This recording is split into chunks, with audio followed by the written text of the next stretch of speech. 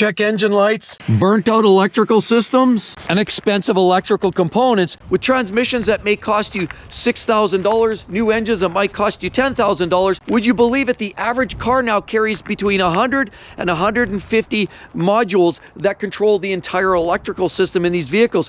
Each one can cost as much as $1,000, $2,000, or even $5,000 to replace. Is it any wonder many of these modern day cars are scrapped way before it's time? Let's get into it now. Life's too short to drive boring cars.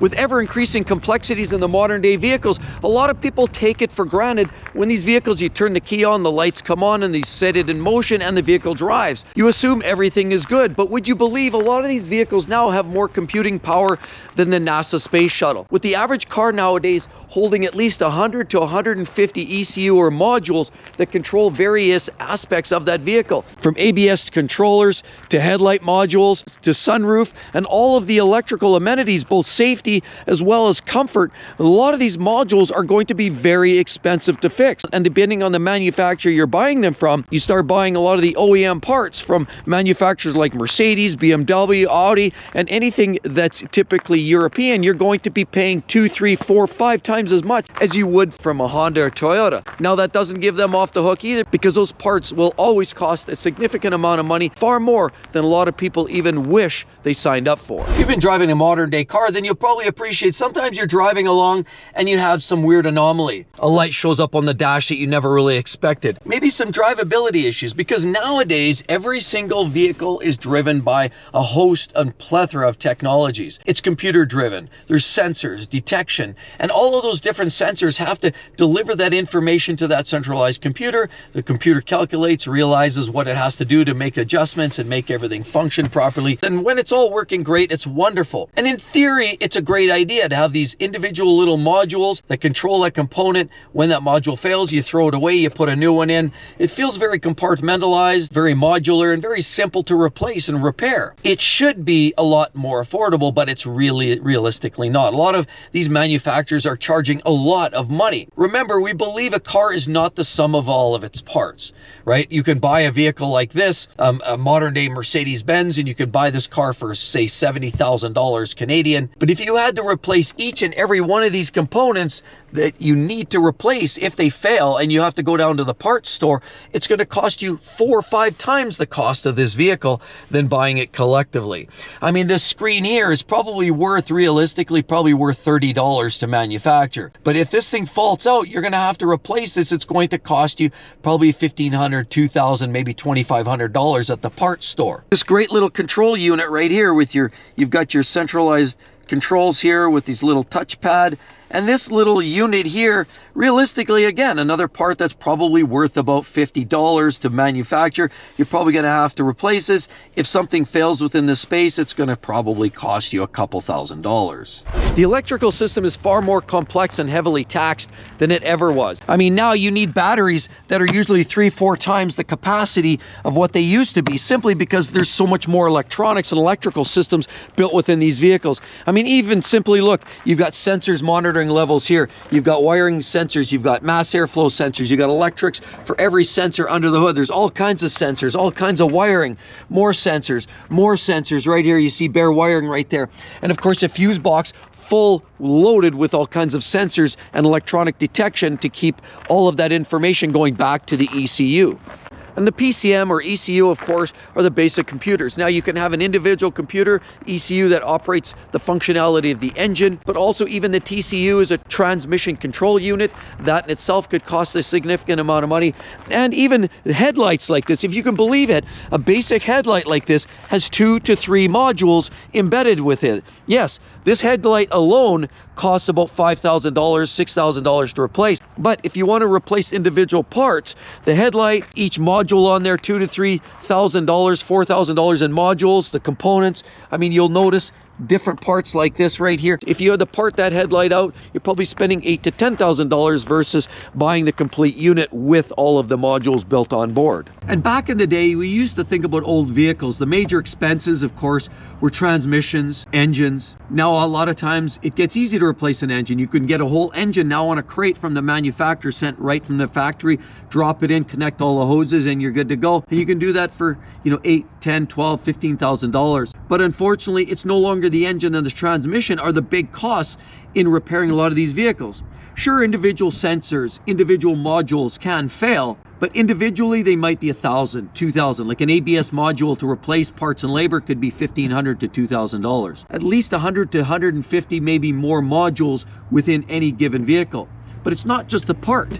It's not just this part that cost is probably worth $100, but they charge you $1,200 for it. It's the labor to do it. And a lot of those parts are buried deep within different areas within the vehicle. So it gets very cost prohibitive to start replacing major electrical components in these vehicles. A lot of these vehicles have modules and components and fuse boxes underneath the hood. I mean, you have a lot of other parts. A lot of times you'll have modules buried underneath the dash. So sometimes you have to rip the dash apart on both sides. Sometimes you have to take consoles out. Usually there's modules, heated seats, and all kinds of power seat controls and modules underneath the seats as well. Even under the trunk, you start flipping away layers. You'll find sometimes modules are mounted up in this space, sometimes over in there, and sometimes very much at the very bottom of the trunk itself. There's modules everywhere, and they just look for real estate, drop it in there. A recent Mercedes I reviewed on 6-Speed Car Reviews also revealed where the spare tire would go. That tire is no longer there, and they filled it up with computer modules,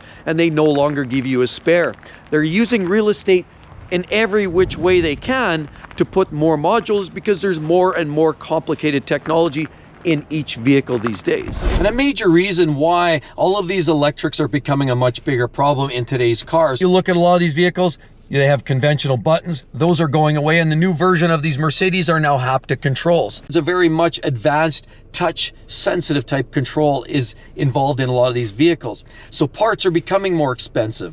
A lot of these weird nuances, the electrical components, whether it's the button, the sensor, and the modules themselves, are becoming vastly more expensive. That's the problem. You can't fix it. You can't diagnose half these issues like you once could. There was a time when you could plug in your simple OBD code reader down below here. You'd plug that in and you could spit out a code, and you'd know pretty quickly what the issue was. It would tell you misfire, it would fix this, fix that. Now, unfortunately, the modern day cars are so chocked with technology that a lot of times you need very advanced level of equipment and scan equipment just to figure out what's going on, where the source of the problem is. Because you can't just start replacing components, especially when you're dealing with an EGR valve or some kind of weird component that has electrics tied to it that might be worth $1,200. You don't want to start replacing expensive parts like that if you don't know exactly what it is. And see, that's the big issue with a lot of these cars nowadays, these modern day rolling computers on wheels. You know, conventionally, most vehicles would lose 15 to 20% of their value driving off the lot initially. Then as you look at the standard depreciation curve, you kind of hit that 4 to 5 year mark and you've lost about 50% of the value on an average old school conventional vehicle. But now what we're finding is that trend is changing quite dramatically. Now you're finding in 5 years, those vehicles are only worth 20–30% of their original value, particularly on more advanced luxury vehicles like these ones right here, where often you're losing a significant, you may only have the third of the value left in 5 years. So now you think about a vehicle that you paid 60 grand for, it might be worth $15,000 to $20,000 in 5 or 6 years. And then you have to replace a couple of modules, 2 or 3 modules because they faulted out, or a headlight because it's cheaper to buy the complete assembly. And now you have to replace the entire component for $8,000 on a vehicle that's worth $15,000. That seems extremely catastrophic.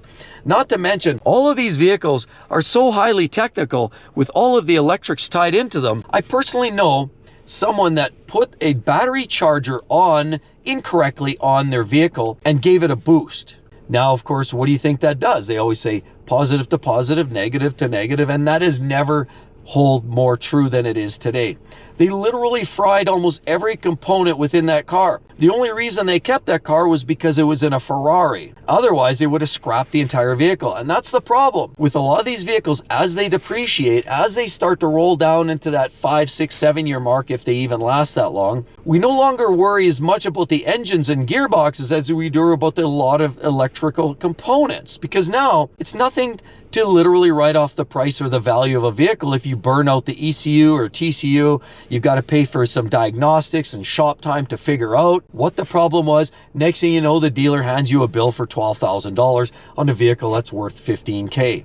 You start to see the trend, and this is a growing trend of what's going on in today's new emerging market. We used to have to replace an engine. It was obvious. It was knocking, it was pinging, it was blowing smoke. You drop an engine, you've got a new lease on life. Nowadays, it's plug and play. And these parts that probably should be only $100, these dealers are charging us $2,000, $3,000 per component, and now it becomes cost prohibitive. The worst part is you and I, the consumer and the owner of this vehicle, can no longer go in there and just willy-nilly replace these parts ourselves. Outside of warranty, it becomes problematic, and it's very finicky. You charge them incorrectly, you can literally fry the entire electrical system. It's a sad state of affairs. Way too many electrics, way too technology driven. Where it used to be very mechanical, it's now very electrical. And with the cost of living and the increased cost of parts and replacements and shop rates, it just literally leaves the idea of whether or not you ever want to buy a brand new vehicle and hold on to it for much beyond the warranty period. And with all of that said, with 2025 rolling around now, you're going to want to find out some of the most reliable vehicles on the market today so you don't get stuck with some of these big problems. Hope to see each and every one of you on the next one. We'll see you real soon. Bye-bye.